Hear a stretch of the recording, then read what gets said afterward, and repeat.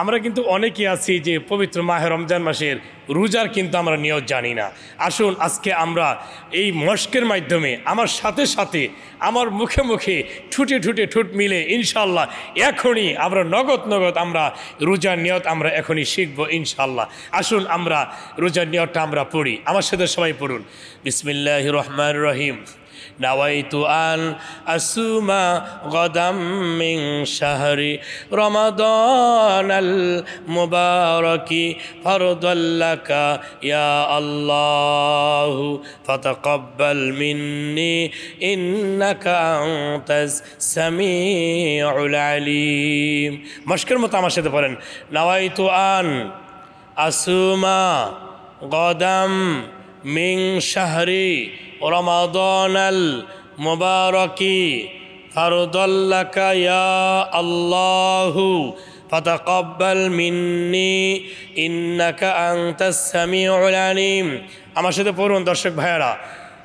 নাওয়াইতু আন আসুমা গদাম মিন শাহরি রমাদানাল মুবারাকি ফারদাল্লাকা ইয়া আল্লাহু ফাতাকাব্বাল মিন্নি ইন্নাকা আনতাস সামিউল আলিম।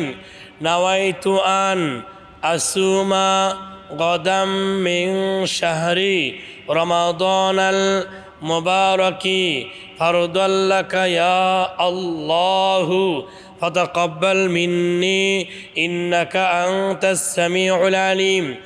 এইভাবে আপনারা এই পবিত্র মাহে রমজান মাসের নিয়তগুলি করবেন।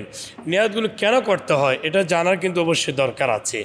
মাহে রমজান মাসে 30টি রোজা যেমন ফরজ, 30টি রোজাও কিন্তু ফরজ।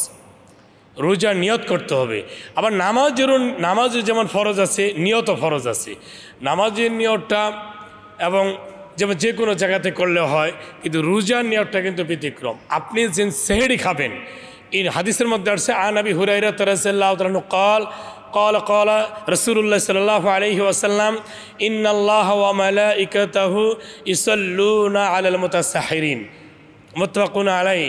হাদিসে বুখারীতে আসছে আমার প্রিয় নবী পাক বলেন আল্লাহ তাআলা ফেরেশতাদেরকে নিয়ে রহমত নাজিল করেন মুতাসাহিরিন, যারা সাহরি খায়। ওই সাহরি খাওয়ার সাথে সাথে আপনি সাহরি খেয়েছেন, এখন আপনি নিয়ত করেন নাওয়াইতু আন আসুমা গদাম মিন শাহরি রমাদানাল মুবারাকি ফারদাল্লাকা ইয়া আল্লাহু ফাতাকাব্বাল মিন্নি ইন্নাকা আনতাস সামিউল আলিম। আল্লাহু আকবার। কত সুন্দর। আমার সঙ্গে ভাই বোনেরা আমার সঙ্গে আবার পড়ুন।